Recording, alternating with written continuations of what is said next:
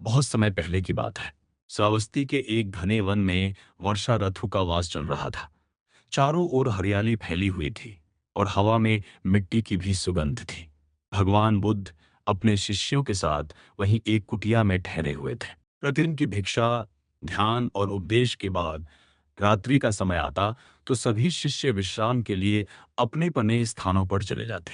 परंतु भगवान बुद्ध की एक आदत थी। वे सोने से पहले एक विशेष कहानी अपने आप से कहकर मन को शांत करते। उस रात जब आकाश में बादल गरज रहे थे और वृक्षों की शाखाएं मंद हवा में झूम रही थी, बुद्ध अपनी चटाई पर बैठे थे। उन्होंने आंखें मूंदी और धीमे स्वर में वह कहानी दोहराने लगे जो वे वर्षों से प्रत्येक रात्रि अपने अंतर्मन को सुनाया करते थे। एक समय की बात है, एक नगर में अरुण नाम का एक युवक रहता था। वह निर्धन था, लेकिन उसकी आंखों में बड़े स्वप्न थे। वह हर दिन श्रम करता पर परिणाम न के बराबर मिलता। एक दिन वह निराश होकर नगर के बाहर स्थित एक जंगल में चला गया। वहां उसे एक वृद्ध साधु मिले जिनकी आंखों में अपार शांति थी। अरुण ने उनके चरणों में बैठकर कहा, महाराज, मेरे जीवन में केवल संघर्ष है। सुख तो जैसे मेरे भाग्य में ही नहीं लिखा। मैं हर रात चिंता में डूबकर सोता हूँ। क्या जीवन में शांति संभव है? साधु मुस्कुराए और बोले, जब तुम हर रात अपने मन को धन्यवाद देना सीख जाओगे, तब शांति अपने आप आ जाएगी। जिस दिन तुम ये समझ लोगे कि आज का दिन भी जीवन का एक अनमोल उपहार था, चाहे जैसा भी रहा हो, तब नींद स्वतः आएगी। अरुण ने उस रात पहली बार स्वयं से कहा, मैं आज जीवित हूँ, मैंने प्रयास किया, यही बहुत है। वह मुस्कुराया और गहरी नींद में सो गया। बुद्ध ने यह कहानी हर रात स्वयं को इसलिए सुनाई क्योंकि वह उन्हें स्मरण कराती थी कि हर दिन चाहे कैसा भी बीते, उसे स्वीकार करना ही आंतरिक शांति का मार्ग है। यह कहानी उन्हें ध्यान की गहराई में ले जाती और उनके विचारों को शांत करती। शिष्य आनंद एक बार यह जानकर आश्चर्यचकित हुआ और पूछा, भंते, आप इतने ज्ञानी हैं, फिर भी प्रतिदिन वही कहानी सुनते हैं? बुद्ध ने उत्तर दिया, ज्ञान का अर्थ है स्मरण बनाए रखना कि जीवन की सच्चाई कितनी सरल है। ये कहानी मुझे सरलता में स्थिर रखती है और सरलता में ही परम शांति है। उस रात जब सब कुछ शांत था और चंद्रमा बादलों के पीछे से झांक रहा था, बुद्ध ने वही कहानी दोहराई। आंखें मूंदी और मुस्कुराते हुए निद्रा के आलिंगन में समा गए, जैसे कोई बालक माँ की गोद में विश्राम करता है। और समय पहले की बात है। मगध के एक छोटे से गांव में एक निर्धन किसान अपने परिवार के साथ रहता था। उसका जीवन कठिनाइयों से भरा हुआ था। कभी खेत में सूखा पड़ता तो कभी वर्षा सब कुछ बहा ले जाती। वह दिन भर परिश्रम करता, लेकिन रात होते ही चिंता और डर से उसकी नींद उड़ जाती थी। वह सोचता रहता कि कल क्या होगा, परिवार को भोजन कैसे मिलेगा और अगला मौसम कैसा बीतेगा। एक दिन वह किसान राजगृह गया जहां भगवान गौतम बुद्ध का प्रवचन हो रहा था। वह भी भीड़ के पीछे खड़ा होकर सुनने लगा। प्रवचन के बाद जब लोग जाने लगे तो किसान बुद्ध के चरणों में गिर पड़ा और बोला, भगवान, मैं बहुत थक चुका हूँ। जीवन की चिंता मुझे सोने नहीं देती। कृपया कुछ ऐसा कहें जिससे मुझे शांति मिले। बुद्ध ने उसकी ओर देखा, मुस्कुराए और बोले, मैं तुम्हें एक कथा सुनाता हूँ जो मैं अक्सर अपने शिष्यों को नींद से पहले सुनाता हूँ। ध्यान से सुनो। एक समय की बात है। एक राजा था जो बहुत बड़ा राज्य चलाता था। उसके पास सब कुछ था, धन, ऐश्वर्य, सेना, सेवक और अपार शक्तियां। लेकिन एक रात वह अचानक चौंक कर जाग गया। उसने अपने सेवकों को बुलाया और कहा, मुझे नींद नहीं आती। मुझे ऐसा लगता है कि मेरा राज्य मुझसे छीन जाएगा। राजा ने अपने दरबारियों से उपाय पूछा, लेकिन किसी के पास कोई उत्तर नहीं था।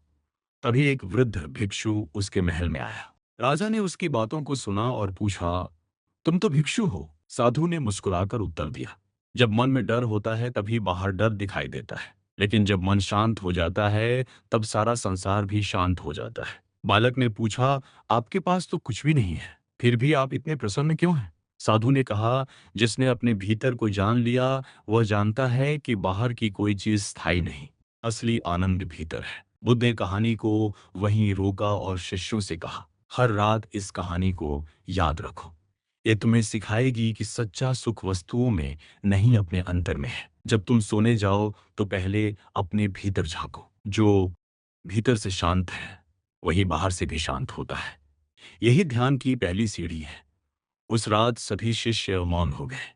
जैसे जैसे हवा ठंडी होती गई, उनके मन भी उसी कहानी की तरह शांत होते गए। बुद्ध मुस्कुराए, क्योंकि उन्हें पता था नींद अब उन सब पर उतरने ही वाली है, शांति के साथ। बहुत समय पहले की बात है। मगध राज्य की सीमाओं से दूर एक घना और शांत वन था। उस वन के पास एक छोटा सा गांव बसा था, शांत, सरल और गरीबी में लिपटा हुआ। वहीं रहता था एक गरीब ब्राह्मण। नाम था देवश्रव। उसका जीवन बड़ा कठिन था। ना अपने लिए पर्याप्त भोजन, ना धन, ढकने को वस्त्र, फिर भी उसकी आत्मा पवित्र थी। उसका मन शांत और हृदय करुणा से परिपूर्ण। देवश्रव को विद्या का बहुत मान था। वह वेदों का झांता था, किंतु उसे कभी अवसर नहीं मिला कि वह राजाओं के दरबार में अपने ज्ञान का प्रदर्शन कर सके। गांव वाले उसकी बुद्धि और ज्ञान की सराहना करते थे, परंतु पेट की भूख सराहना से नहीं मिटती। हर रात वह एक वृक्ष के नीचे बैठकर मंत्रों का जाप करता और फिर भूखा ही सो जाता। लेकिन एक रात कुछ अलग हुआ। उस रात चंद्रमा बादलों में छिपा हुआ था। चारों ओर घना अंधकार फैला था। हवा में एक रहस्यमय शांति थी, जैसे सारी प्रकृति किसी दिव्य उपस्थिति की प्रतीक्षा कर रही हो। देवश्रव थका हुआ था, पर नींद उसकी आंखों से कोसों दूर थी। वह बैठा रहा, आकाश की ओर ताकते हुए। तभी उसकी आंखें बंद होने लगी और वह एक हल्की सी तंद्रा में चला गया। तभी उसने एक प्रकाश देखा। कोई तेज आ रहा था, शांत चित्त, गंभीर दृष्टि और कोमल चरण। ये कोई साधारण व्यक्ति नहीं था। देवश्रव ने आंखें खोली और सामने खड़े थे स्वयं भगवान बुद्ध। बुद्ध मुस्कुराए। क्या तुम आज भी नींद से जूझ रहे हो ब्राह्मण? उन्होंने पूछा। देवश्रव ने हाथ जोड़ लिए। भगवान, ये नींद क्यों नहीं आती? जब भूख लगती है तो शरीर करवटें बदलता है। जब चिंता होती है तो मन विचलित होता है। क्या नींद केवल राजा और अमीरों का वरदान है? बुद्ध कुछ देर शांत रहे, फिर बोले, मैं तुम्हें एक कहानी सुनाता हूँ, जिसे मैं अक्सर अपने भिक्षुओं को सुनाता हूँ। इसे सुनते सुनते वे निद्रा के गहरे सागर में उतर जाते हैं, जहाँ ना चिंता होती है ना पीड़ा। क्या तुम सुनना चाहोगे? देवशव ने सिर झुका दिया और बुद्ध ने कहानी शुरू की। बहुत समय पहले की बात है। एक विशाल नगरी थी, सुप्रकाशा। उस नगरी में एक चक्रवर्ती सम्राट राज्य करता था, जिसका नाम था अशोक वर्मा। उसका राज्य दूर दूर तक फैला था और वह हर रात चैन से सोया करता था। उसके पास सैकड़ों रथ, हजारों सैनिक और असंख्य संपत्ति थी। परंतु एक बात विशेष थी, उसकी गहरी और शांत नींद। वहीं दूसरी ओर उसी नगरी में एक निर्धन दंपति रहता था। आरुणि और वृंदा। वे हर दिन मेहनत करते, परंतु जैसे ही रात आती वे करवटें बदलते रहते। वृंदा कहती है, प्रभु, यह कैसा अन्याय है। राजा को सब कुछ मिला, सोने की शैया, गद्दे, इत्र और गीत और नींद भी, और हमें जो श्रम करते हैं दिन भर, एक क्षण भी निद्रा नसीब नहीं होती। आरुणि ने उत्तर दिया, शायद हमें सोने के लिए कुछ और चाहिए। शायद ये धरती नींद की जगह नहीं, केवल जागरण की भूमि है। और फिर एक दिन उन्होंने सुना कि एक महात्मा उनके नगर में आए हैं, तपस्वी अनिरुद्ध। वे उनके पास पहुंचे और वृंदा ने पूछा, हे महात्मन, हमें नींद क्यों नहीं आती? क्या कोई मंत्र है, कोई उपाय? महात्मा ने कहा, नींद ना तो राजमहल की दासी है, न झोपड़ी की। नींद आत्मा की अवस्था है, जब वह शरीर के शोर से मुक्त होती है। जिस दिन तुम मन के शोर को शांत कर दोगे, उस दिन नींद तुम तो अपने विचारों को विदा दो। जैसे एक यात्री अपना बोझ छोड़ देता है। जब तुम सांस लो तो उसे धन्यवाद दो, और जब आंखें बंद हो तो समझो ये अंधकार नहीं, आत्मा का आलोक है। यही है वह निद्रा जो मुक्त करती है। यही है वह नींद जो मोक्ष की सीढ़ी है।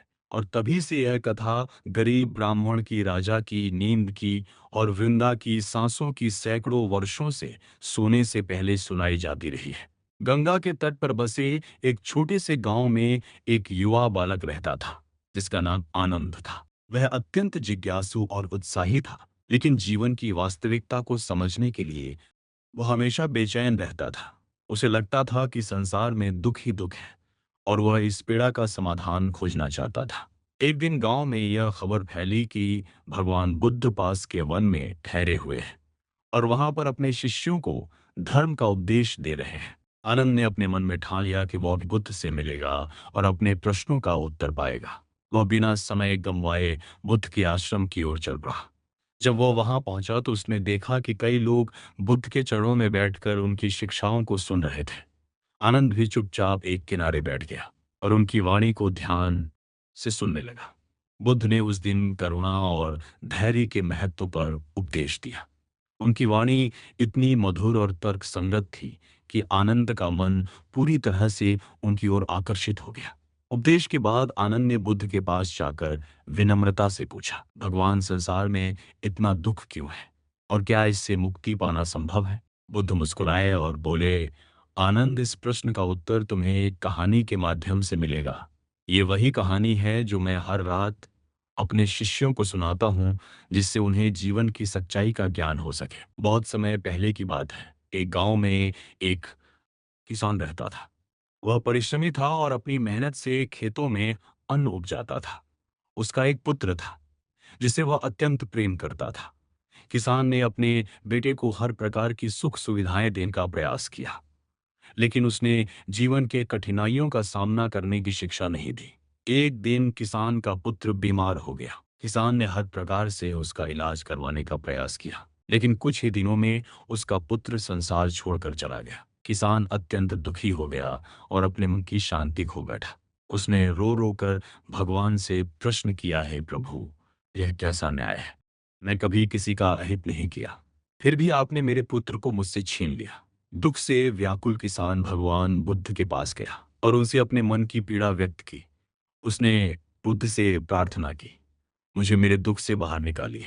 बुद्ध ने उसे बड़े प्रेम से देखा और बोले, मैं तुम्हारी पीड़ा को समझता हूँ, लेकिन मैं चाहता हूँ कि तुम मेरे लिए एक कार्य करो। तुम गांव में जाओ और ऐसे घर से एक मुट्ठी चावल लेकर आओ जहां कभी किसी ने कोई दुख ना झेला हो। किसान को ये कार्य सरल लगा और वो गांव में चावल मांगने निकल पड़ा। वह पहले एक धनी व्यापारी के घर गया और उनसे एक मुट्ठी चावल मांगा। व्यापारी ने चावल देने को तत्परता दिखाई, लेकिन किसान ने पूछा, क्या इस घर में कभी कोई दुखी नहीं हुआ? व्यापारी की आंखों में आंसू आ गए। उन्होंने कहा, मेरे पिता की मृत्यु ने हमें अत्यंत दुख दिया था। किसान निराश होकर वहां से चला गया और एक अन्य घर पहुंचा। वहां पर एक वृद्ध महिला थी जिसने उसे चावल देने की पेशकश की, लेकिन जब किसान ने वही प्रश्न किया तो महिला की आंखें नम हो गई। उन्होंने कहा, मैंने अपने पति को वर्षों पहले खो दिया था और तब से अकेली हूँ। किसान एक घर से दूसरे घर जाता रहा, लेकिन हर स्थान पर उसे यही उत्तर मिला कि इस संसार में कोई भी ऐसा नहीं जिसने दुख का सामना ना किया हो। थक कर किसान बुद्ध के पास वापस आया और बोला, हे प्रभु, मैं पूरे गांव में गया, लेकिन मुझे एक भी ऐसा घर नहीं मिला जहां दुख ना हुआ हो। अब मुझे समझ में आ गया कि दुख जीवन का अभिन्न अंग है और इससे बचा नहीं महत्वपूर्ण है। आनंद, वास्तव में दुख केवल तब तक पीड़ा देता है जब तक हम उसे पहचानते नहीं और उसे स्वीकार नहीं करते। जब हम इसे समझ लेते हैं तब हम इसे पार कर सकते हैं। आनंद को अभी भी संतोष नहीं हुआ।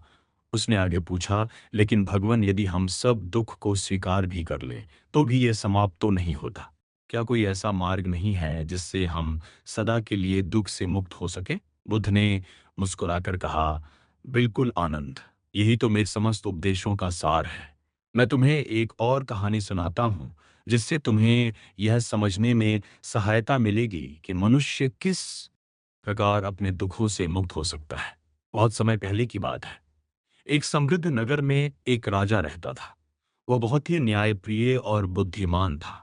उसके राज्य में सुख शांति थी और लोग उसे अत्यंत प्रेम करते थे। लेकिन राजा स्वयं बहुत बेचैन रहता था।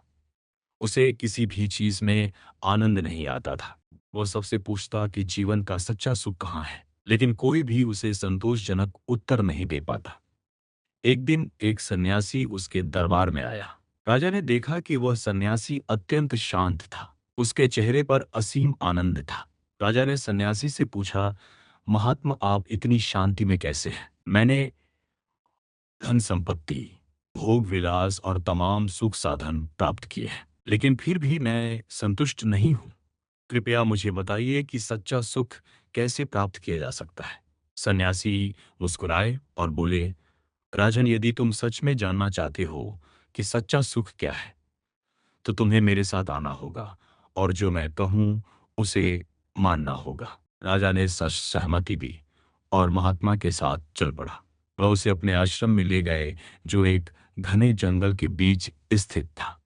वहां पहुंचकर सन्यासी ने राजा को एक कटोरा दिया और कहा, इस कटोरे में तेल भरा हुआ है। अब तुम इस कटोरे को अपने हाथ में लेकर मेरे आश्रम के चारों ओर घूमो, लेकिन ध्यान रखना कि एक भी बूंद तेल गिरनी नहीं चाहिए। राजा ने कटोरा लिया और अत्यंत सावधानी से घूमने लगा। उसके मन में केवल एक ही बात थी कि तेल गिरने ना पाए। जब वो वापस आया तो सन्यासी ने पूछा, राजन, तुमने आश्रम का भ्रमण किया, लेकिन क्या तुमने वो सुंदर वृक्ष देखा जिसकी शाखाओं पर पक्षी गाते हैं? राजा ने उत्तर दिया, नहीं, मैं तो केवल इस कटोरे पर ध्यान दे रहा था ताकि तेल गिर ना जाए। महात्मा ने फिर पूछा, क्या तुमने वह झरना देखा जिसकी धारा कलकल करती बह रही थी? राजा ने कहा, नहीं, मुझे तो केवल इस तेल के कटोरे की चिंता थी। तब महात्मा ने मुस्कुराकर कहा, यही तुम्हारे प्रश्न का उत्तर है राजन। जब तक तुम्हारा ध्यान केवल संसार के मोह माया पर रहेगा, तब तक तुम जीवन के असली आनंद को नहीं देख पाओगे। जिस प्रकार तुमने केवल तेल के कटोरे पर ध्यान दिया और अपने चारों ओर की सुंदरता को नहीं देख पाए, उसी प्रकार जब तक मनुष्य केवल अपने भौतिक सुखों और इच्छाओं में उलझा रहता है, तब तक वह सच्चे आनंद को प्राप्त नहीं कर सकता। राजा को अपनी भूल का एहसास हुआ। उसने समझ लिया कि सच्चा सुख बाहरी वस्तुओं में नहीं, बल्कि भीतर की शांति में है। उसने अपना राज्य अपने पुत्र को सौंप दिया और स्वयं सन्यासी के शिष्य बनकर आत्मज्ञान की खोज में निकल पड़ा। आनंद ने यह कहानी सुनी तो वह गहरे विचार में पड़ गया। उसने बुद्ध से पूछा, भगवान, क्या इसका अर्थ यह है कि हमें सभी सांसारिक वस्तुओं को त्याग देना चाहिए? बुद्ध ने उत्तर दिया, नहीं, आनंद, संसार को त्यागना आवश्यक नहीं, लेकिन उसमें लिप्त होना भी उचित नहीं। जो व्यक्ति संसार में रहते हुए भी उससे मोह नहीं करता, वही सच्ची शांति प्राप्त करता है। जब तुम किसी चीज को अत्यधिक महत्व देते हो, तब तुम्हें उसका भय भी सताने लगता है। खो देने का भय, असफलता का भय। लेकिन जब तुम उसे केवल एक साधन के रूप में देखते हो और उसमें आसक्ति नहीं रखते, तब तुम मुक्त हो जाते हो। आनंद को यह बात धीरे धीरे समझ में आने लगी। उसने अनुभव किया कि मनुष्य की सबसे बड़ी पीड़ा उसकी अपनी इच्छाएं हैं। जब तक वह इन इच्छाओं से बंधा रहता है, तब तक उसे शांति नहीं मिल सकती। उस दिन के बाद आनंद ने अपने जीवन में बुद्ध के इन उपदेशों को अपनाना अधिक शांत और संतुष्ट होता जा रहा है। समय बीतता गया और आनंद बुद्ध के प्रमुख शिष्यों में से एक बन गया। उसने संसार के विभिन्न भागों में जाकर बुद्ध की शिक्षाओं का प्रचार किया और अनेक लोगों को दुख से मुक्ति का मार्ग दिखाया। बुद्ध की यह कहानी, जिसे वह प्रत्येक रात्रि अपने शिष्यों को सुनाते थे, केवल एक कथा नहीं थी, बल्कि जीवन का सबसे महत्वपूर्ण सत्य था। ये सत्य हमें यह सिखाता है कि जब तक हम संसार की वस्तुओं को ही अपना सब कुछ मानते रहेंगे, तब तक हम असली आनंद को प्राप्त नहीं कर सकते। लेकिन जब हम संसार में रहते हुए भी उससे निर्लिप्त रहना सीख जाते हैं, तब हमें सच्चे सुख और शांति का अनुभव होता है। ये कहानी सिर्फ आनंद की नहीं, बल्कि प्रत्येक मनुष्य की है। हम सभी अपने जीवन में कभी ना कभी उस स्थिति में आते हैं जब हमें लगता है कि संसार में केवल दुख ही दुख है। लेकिन यदि हम बुद्ध की शिक्षाओं को अपनाएं और अपने भीतर करुणा, धैर्य और संतोष विकसित करें, तो हम भी सच्चे आनंद की प्राप्ति कर सकते हैं। और इस प्रकार बुद्ध की ये कहानी पीढ़ी दर पीढ़ी आगे बढ़ती रही, जिससे अनगिनत लोगों को जीवन का सच्चा मार्गदर्शन मिला।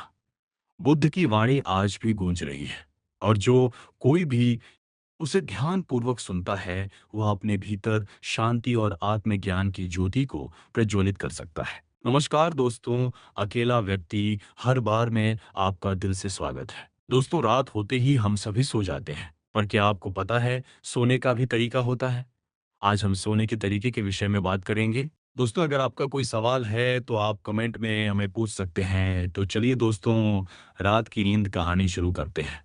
नींद केवल एक सामान्य क्रिया नहीं है, बल्कि ये हमारे शरीर और मन के लिए सबसे आवश्यक चीज़ों में से एक है। सही तरीके से सोना ना केवल हमारे स्वास्थ्य को बेहतर बनाता है, बल्कि ये हमारे मानसिक और आध्यात्मिक विकास में भी मदद करता है। लेकिन क्या आपने कभी सोने के सही तरीके के बारे में सोचा है? क्या आपको पता है कि आपकी सोने की आदतें आपके भाग्य, ऊर्जा और आने वाले कल को प्रभावित कर सकती है? प्राचीन ग्रंथों, वैज्ञानिक शोधों और योग विद्या में इस विषय पर बहुत गहराई से चर्चा की गई है।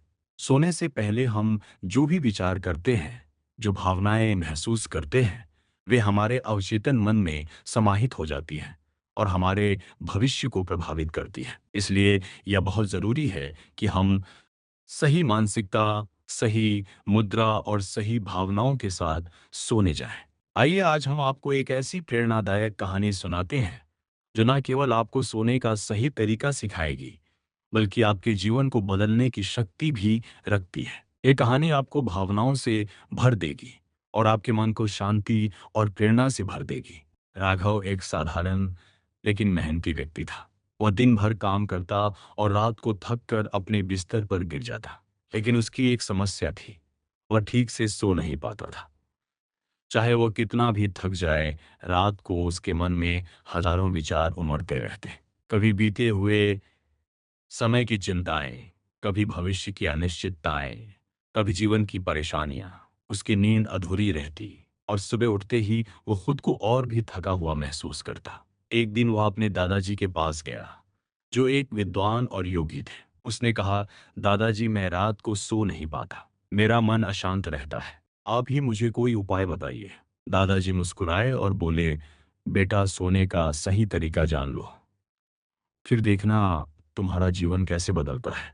राघव ने आश्चर्य से पूछा, सोने का सही तरीका, क्या कोई खास तरीका होता है? दादाजी बोले, बिल्कुल, और इसे समझने के लिए आज रात मैं तुम्हें एक विशेष प्रयोग करने को कहूंगा। राघव उत्सुक हो गया। उसने पूछा, क्या करना होगा? दादाजी ने गंभीरता से कहा, रात को जब सोने जाओ तो ये 5 बातें करना। सबसे पहले अपने मन को शांत करना।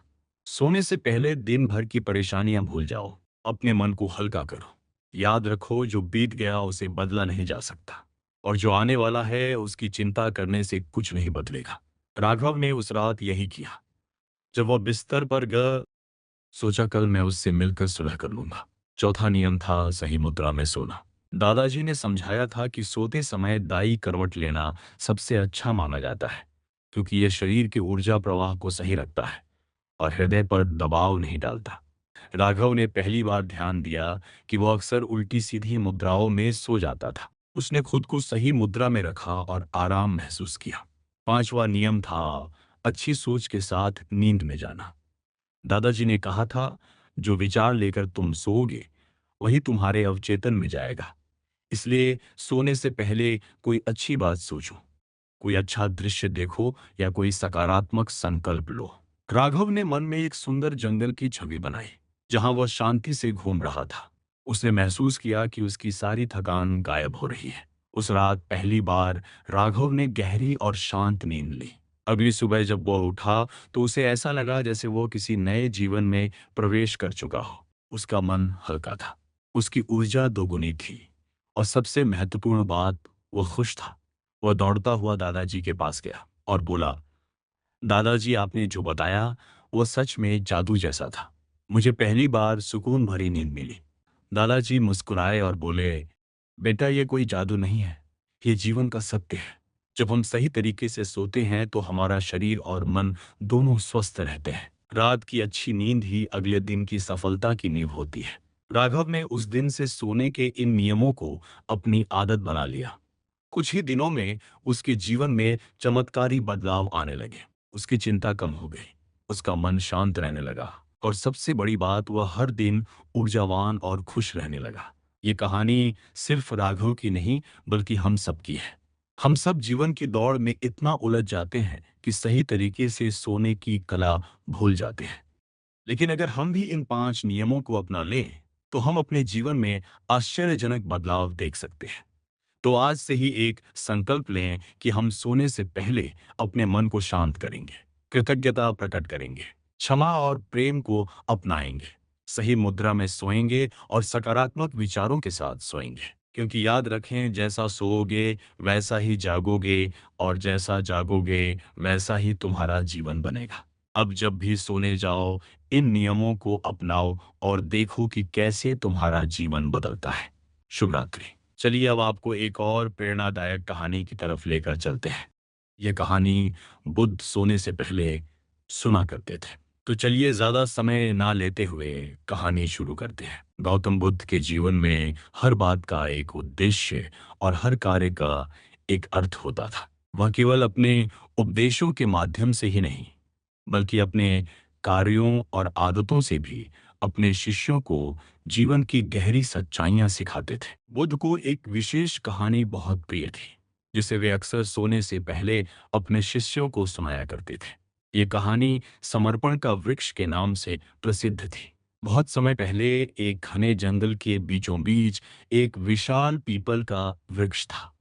इस वृक्ष की शाखाएं इतनी फैली हुई थी कि वो कई किलोमीटर दूर से ही दिखाई देता था। लोग उसे समर्पण का वृक्ष कहते थे, क्योंकि वो हर किसी को छाया, फल और शांति प्रदान करता था। गांव के लोग, पक्षी, जानवर और यात्री उस वृक्ष के नीचे विश्राम करते थे। उस वृक्ष की जड़ें इतनी गहरी थी कि सबसे कठोर सूखे में भी वह हरा भरा रहता था। एक दिन एक युवा साधक जंगल से गुजर रहा था। वह जीवन के गहरे अर्थ और सच्चे सुख की तलाश में था। वह कई गुरुओं के पास गया था, कई ग्रंथ पढ़े थे, लेकिन उसे संतोष नहीं मिला। थक हार कर वह समर्पण के वृक्ष के